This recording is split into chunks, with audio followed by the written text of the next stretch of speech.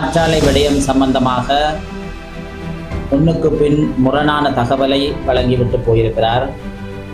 அவருடைய தகவலை பார்க்கின்ற போது கிராமத்து பழமொழிதான் ஞாபகம் வருகிறது. ஒய்யார கொண்டையிலே தாளம் பூவாம் உள்ளே இருப்பது ஈரும் பேணுமாம் என்பது போல்தான் இருக்கிறது அவருடைய கதை. தேர்தல் பரப்புரைக்காக வருகை தந்திருந்த ஜனாதிபதி காற்றாலை விடயம் சம்பந்தமாக முன்னுக்கு பின் முரணான தகவலை வழங்கிவிட்டு போயிருக்கிறார். அவருடைய தகவலை பார்க்கின்ற போது கிராமத்து பழமொழிதான் ஞாபகம் வருகிறது. ஒய்யார கொண்டையிலே தாளம் பூவாம் உள்ளே இருப்பது ஈரும் பேணுமாம் என்பது போல்தான் இருக்கிறது அவருடைய கதை. காற்றாலை திட்டம், கனியமல அகழ்வு திட்டம் இரண்டும் தற்காலிகமாக இடைநிறுத்தப்பட்டிருக்கிறது என அரசாங்க அதிபருக்கு எழுத்து மூலம் அறிவித்திருந்தது. அது மாத்திரமில்லாமல் 16/1/2025 அன்று மாவட்ட செயலகத்திலே இந்த காற்றாலை திட்டம் சம்பந்தமாக கூட்டம் நடாத்தப்பட்டு தற்காலிகமாக இடைநிறுத்துவது என அந்த கூட்டத்திலும் தீர்மானிக்கப்பட்டது. அதற்கு பின்னர் 28/1/2025 நடைபெற்ற மாவட்ட அபிவிருத்தி குழு கூட்டத்திலும் தீர்மானிக்கப்பட்டது. ஆனால் இவைகள் எவையும் நடைமுறைக்கு வரவில்லை. தற்பொழுது கூட சவுத்வார் பகுதியிலே காற்றாலை வேலைகள் நடைபெற்று வருகின்றன. ஆனால் ஜனாதிபதி நேற்றைய கூட்டத்தில் சொல்கிறார், திட்டங்கள் நடைபெறவில்லை என்று. இதற்குரிய அத்தாட்சிகள் படங்களாக நாங்கள் பார்த்திருக்கிறோம். தற்போது சில நாட்கள் புதிய வருடத்திற்காக இடைநிறுத்தி இருக்கிறார்கள். இன்றைய நாளிலிருந்து அந்த வேலைகள் தொடங்குவதாக இருக்கிறார்கள். மன்னார் வின்கோஸ் பிரைவேட் லிமிடெடினுடைய 5 மெகாவாட் மின்சாரம் உற்பத்தி செய்யக்கூடிய 4 காற்றாலை அமைக்கின்ற வேலைகள் நடைபெறுகின்றன. அதே போல தாழ்வாடிலிருந்து 10 காற்றாலைக்கு வழங்கப்பட்டிருக்கிறது கேலிஸ் நிறுவனத்துக்கு. 1 மெகாவாட் மின்சாரம் தொடக்கம் 50 மெகாவாட் மின்சாரத்தை உற்பத்தி செய்யக்கூடிய 10 காற்றாலைகள் அமைக்கும் பணி, அதற்கு கல் வைப்பதற்கு ஜனாதிபதியை அழைத்து வர இருப்பதாக கூட கேலிஸ் நிறுவனம் அண்மையிலே வந்து மன்னாரிலே சிலரோடு கலந்துரையாடலையும் மேற்கொண்டு போயிருக்கிறது. அதே போல கனிய மண் அகழ்வு திட்டம் நடைபெற்று வருகிறது. அதற்குரிய சுற்றாடல் திட்ட மதிப்பீட்டு அறிக்கைகள் வழங்குவதற்குரிய வேலைகள் நடைபெறுகின்றன.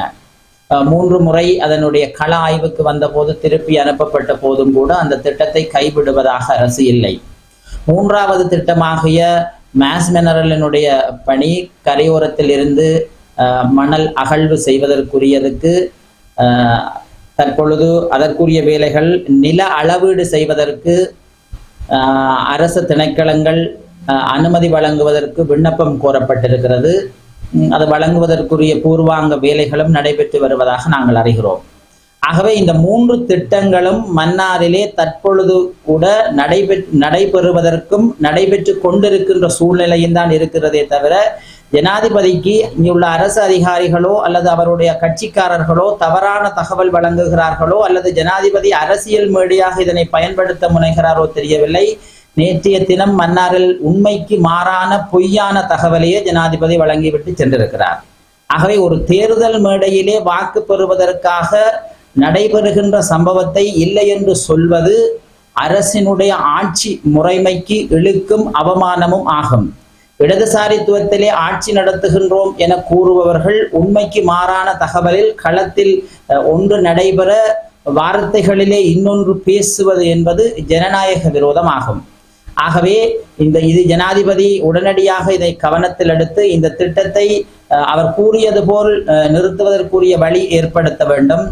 அதில் இன்னும் ஒன்றையும் சொன்னார், குறைந்தபட்ச சூழல் பாதிப்போடு இந்த திட்டத்தை நடைமுறைப்படுத்துவோம் என்று. அது என்ன குறைந்தபட்சம் கூடியபட்சம் என்பது எல்லாம் அரசு ஒரு ஏமாற்றுகின்ற வார்த்தைகளாகவே தான் நாங்கள் தொடர்ச்சியாகவே கடந்த 2 ஆண்டுகளுக்கு மேலாக இந்த திட்டங்கள் நடைமுறைப்படுத்தக்கூடாது எனத்தான் போராடி வருகிறோம். இதில் குறைந்தபட்சமும் இல்லை, கூடியபட்சமும் இல்லை. ஒருபோதும் மன்னார் மக்கள் இதனை அனுமதிக்க மாட்டார்கள். அனுமதிக்கின்ற சூழலுக்கும் அதுக்குரிய இடைவெளியையும் கூட வழங்க மாட்டார்கள்.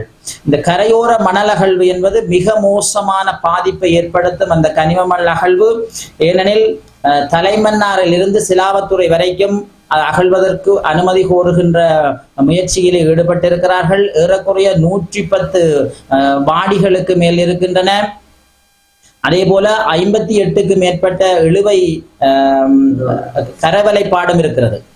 ஆகவே இது முழுமையாக பாதிக்கப்படக்கூடிய ஒரு நிலைமை இருக்கிறது. அதேபோல் கடல்வாழ் உயிரினங்களினுடைய இனப்பெருக்கம் முழுமையாக பாதிக்கப்படும் கரையோரத்தில் மணல் அகழ்வு ஏற்பட்டால். ஆகவே இவ்வாறான மோசமான கடல்வாழ் உயிரினங்களுக்கும் மீனவ சமூகத்துக்கும் பாதிப்பை ஏற்படுத்தக்கூடிய திட்டத்தை குறைஞ்சபட்ச சுகாதார சுற்றாடல் மாசுபாடு குறைவோடு அனுமதி வழங்குவோம் என்று ஜனாதிபதி விதமாக கூறுகிறார் என்று எங்களுக்கு தெரியவில்லை. ஆகவே இந்த 3 திட்டங்களும் மன்னார் தீவு பகுதியிலே நடைமுறைப்படுத்தக்கூடாது என்பதுதான் எங்களுடைய நிலைப்பாடாக இருக்கிறது. முதல் காலத்திலே அனுரகுமார திசாநாயக்கா அவர்கள் மேடையாக கூறி வந்தார், இந்தியாவினுடைய காற்றாலையை நாங்கள் நிறுத்துவோம் என்று. அவருடைய குழுவினர் 7/8/2024 மன்னாருக்கு ஜேவிபியினுடைய சட்டத்தரணிகள் குழு வந்து இங்குள்ள சிவில் சமூகத்தினரை சந்தித்து அனுரகுமார வெற்றி பெற்றவுடன் நாங்கள் இந்த திட்டங்களை எல்லாம் நிறுத்தி விடுவோம் என எங்களுக்கு ஒப்புதல் அளித்தார்கள். ஆனால் இவைகள் எதுவும் நடைமுறைக்கு வந்ததாக இல்லை. தேர்தல் காலத்தில் ஒரு கதை, ஆட்சி அமைத்த பின்னர் இன்னொரு கதை, ஜனாதிபதி ஆகினவுடன் மற்றொரு கதை என்பதுதான் இந்த அரசியல் வார்த்தைகளாகவே காணப்படுகின்றன. மன்னார் மக்களை ஏமாற்றி வாக்கு பெறுவதற்காக இவ்விதமான தந்திரமான வார்த்தைகளை கூறி திட்டங்களை நடைமுறைப்படுத்தப்படவில்லை என்று சொல்வது அப்பட்டமான பொய்யும் ஏமாற்று வார்த்தைகளும் ஆகும். ஆகவே மக்கள் புரிந்து கொள்ள வேண்டும், இந்த விடயங்களிலே வெளிப்பாக இருந்து கொள்ள வேண்டும். இவ்வாறான ஏமாற்றுக்காரர்களுக்கு அல்லது ஏமாற்றான வார்த்தைகளை கூறுகின்றவர்களினுடைய அரசியல் பேச்சுக்களை நம்புகின்ற சூழ்நிலைக்குள் அவர்கள் மயங்கிவிடக் கூடாது. ஆகவே ஜனாதிபதி இந்த விடயத்தில் உடனடியாக தலையிட்டு மன்னாரிலே என்ன நடக்கிறது என்பதனை அவர் அறிந்து கொள்ள வேண்டும். அறிந்து பேசுகிறாரா அல்லது அறியாமல் பேசுகிறாரா என்று எங்களுக்கு தெரியவில்லை. ஆகவே ஒருபோதும் இந்த 3 திட்டங்களையும் மன்னார் தீவு பகுதியிலே நடைமுறைப்படுத்துவதற்கு நாங்கள் அனுமதிக்க மாட்டோம். ஜனாதிபதி கூறுவதற்கு மாறான நிலைப்பாடு மன்னாரில் நிகழ்வதால் உடனடியாக தலையிட வேண்டும் என நாங்கள் கோரிக்கை விடுக்கின்றோம். எல்லாருக்கும் வணக்கம். இப்பொழுது இந்த 3 திட்டங்களையும் பற்றி மன்னார் பொது அமைப்புகளின் தலைவர் சிவகரன் அவர்கள் சொன்ன விடயங்கள் இவற்றை நான் முழுமையாக ஆமோதிக்கின்றேன்.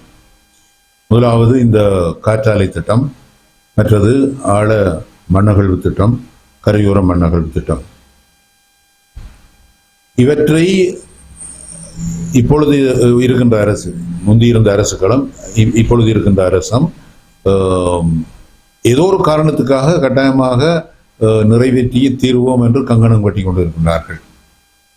ஆனால் நம்முடைய மக்கள் பல வருட காலமாக இதை எதிர்த்து கொண்டு இருக்கின்றார்கள்.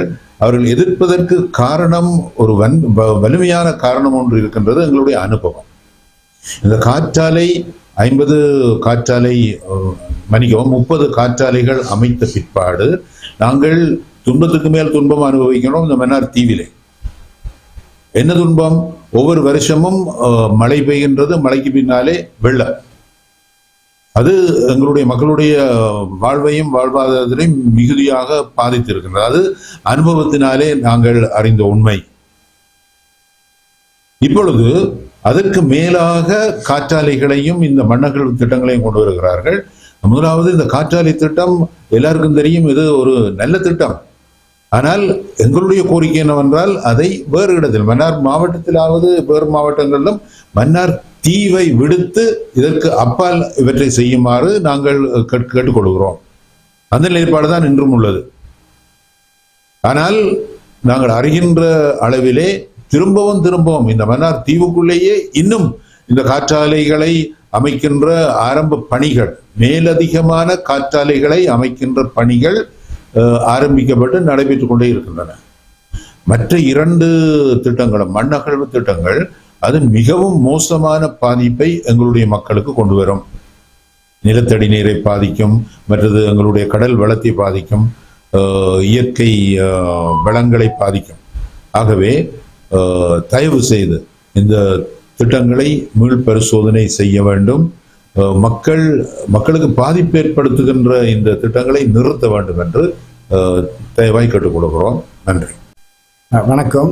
நேற்றைய தினம் அதிமேதகு ஜனாதிபதி அவர்களின் மன்னார் விஜயம், அதனூடாக சொல்லப்பட்ட விடயங்கள், மீனவர்கள் என்ற முறையிலே அவரின் அந்த கருத்துக்களை நாங்கள் உள்வாங்கிய வகையில் குறிப்பாக அவரால் முன்வைக்கப்பட்ட நாங்கள் நிறைவே எதிர்பார்த்தோம். அந்த கூட்டத்திலே கௌரவ கடற்றொழில் அமைச்சரும் தனது கருத்தை பதிவு செய்திருந்தார்.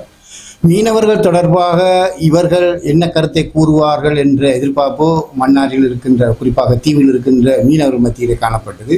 ஆனால் எவ்வாறான கருத்தும் மீனவர்களை சாந்தப்படுத்தக்கூடிய அல்லது அவர்களின் பிரச்சினைக்கான தீர்வாக அமையவில்லை.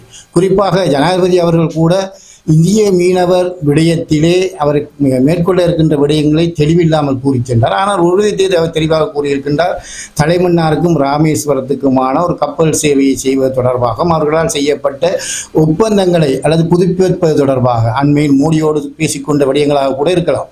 எனவே அவர் செய்யப்பட்ட ஒப்பந்தங்களை நடைமுறைப்படுத்துவதற்காக இந்த தேர்தல் களத்தை பயன்படுத்தி இருக்கின்றார். குறிப்பாக மன்னார் விஜயத்தை அதற்காகவே பயன்படுத்தி இருக்கின்றார். எனவே மீனவர்களாகிய நாங்கள் எதிர்பார்த்தது அதுவல்ல. மீனவர்களின் பிரச்சினை இந்திய மீனவர்களின் வருகையை ஜனாதிபதி அவர்கள் எவ்வாறு கையாளப் போகின்றார், எதிர்காலத்திலே அவரிடமிருந்து வரக்கூடிய வார்த்தைகள் அது தொடர்பாக எங்களுக்கு எவ்வாறு வாக்குறுதியாக இருக்கப் போகின்றது எதிர்பார்த்த வேளையிலே அவர் கப்பல் போக்குவரத்துக்கும் மக்களின் அந்த போக்குவரத்து செயற்பாட்டுக்கான உந்துதலை முன்னிலைப்படுத்தி இருக்கின்றார். தவிர மீனவர் பிரச்சனை எதுவுமே பேசாத விடயமாக பார்க்கின்றது. கௌரவ கடற்றொழில் அமைச்சரின் கருத்தையும் பார்க்கின்றோம். அவர் இதுகால வரை பதவியை ஏற்று 4 மாதங்கள் கடந்த நிலையில் கூட மன்னாருக்கான உத்தியோகபூர்வ விஜயங்கள், அதாவது குறிப்பிட்ட மன்னார் தீவில் இருக்கின்ற அல்லது மன்னார் மாவட்டத்தில் இருக்கின்ற மீனவர்களை சந்தித்து மீனவர் பிரச்சனையை கேட்டு அறிவதற்கு அப்பால் இந்த தேர்தல் மேடைக்காக வருகை தந்து தேர்தல் பரப்புரையை மாத்திரம் செய்திருக்கின்றார். அதிலும் அவர் கூறிய விடயங்களும் அவரிடம் நாங்கள் எதிர்பார்த்த விடயங்களும் மீனவர்கள் பிரச்சனையை அவர்கள் தீர்ப்பதற்காக என்ன முன்மொழிவுகளை வைக்கப் போகின்றார் என்ற பார்த்த இடத்திலே குறிப்பிட்ட இந்திய மீனவர் விஷயத்தை மாத்திரம் பேசியிருந்தால் அது மாத்திரமல்ல இங்கு இருக்கின்ற பிரச்சனை அதைவிட தாண்டிய நிறைய மீனவர்கள் முன்கொண்ட பிரச்சனைகள் இருக்கின்றன. அதை தொட்டு கூட பேசவில்லை. எனவே இவ்வாறு தேர்தல் பரப்புரையின் போது வருகை தந்து தங்களது தேர்தல் வேட்பாளர்களை ஆதரிக்கின்ற கூட்டங்களிலாவது அவர்களின் கருத்தை பதிவு செய்வார் என்று எதிர்பார்த்த வேளையிலே அதுவும் பூஜ்ஜியமாக இருக்கின்றது. எனவே எமது எதிர்காலம் மீனவர்களின் எதிர்காலமானது இவர்களின் வாக்குறுதிகளை நம்பியதாக இருந்தால் அது நிச்சயமாக எங்களுக்கான வெற்றியை தந்துவிடாது. இது பல விடயங்களை பேசியிருந்தார்கள். காற்றலை மின்சாரம் அவ்வாறு தான். அதே போன்று கனியமணல் தொடர்பான எந்த வார்த்தையும் இந்த மேடையிலே பேசப்படவில்லை. முக்கியமாக நாங்கள் எதிர்பார்த்தது இந்த கனிய வளங்கள் அகழ்வது தொடர்பாக அவரிடமிருந்து ஒரு ஆக்கப்பூர்வமான அதை நிறுத்துவதற்கான சமிஞ்சை ஒன்று காட்டப்படும் என்று எதிர்பார்த்தோம். ஆனால் அது கூட நடைபெறவில்லை. ஆனால் ஜனாதிபதி தேர்தலுக்கு முன்னர் அவர் வழங்கிய வாக்குறுதிகள் அவரும் நாங்கள் ஒரு கடற்றொழில் அமைச்சர் ஜனாதிபதி சார்பாக கலந்து கொண்ட கூட்டத்திலே அந்த சிட்டிசன் கமிட்டி கலந்துரையாடலில் அவர் தெளிவாக சொல்லியிருந்தார். இந்த 2 திட்டங்களும் மன்னாரில் நடைமுறைப்படுத்துவதை நாங்கள் நிச்சயமாக நிறுத்தியே ஆகும் என்ற வாக்குறுதி வழங்கியிருந்தார். ஆனால் 4 மாதங்களை கடந்து எவ்வாறு அதை நடைமுறைப்படுத்துவோம், எவ்வாறு குறைந்த அளவிலான சுற்றுச்சூழல் பாதிப்போடு நாங்கள் நடைமுறைப்படுத்துவோம் பற்றி பேசுகின்றார்கள். ஆனால் குறைந்த அளவிலோ கூடிய அளவிலோ பாதிப்பு என்பது இந்த மன்னார் தீவுக்கு ஏற்பட போகின்றது என்பதை அவர் சூசகமாக தெரிவித்திருக்கின்றார் என்பதை மட்டும் நான் தெரிவித்து விடைபெறுகின்றேன். நன்றி.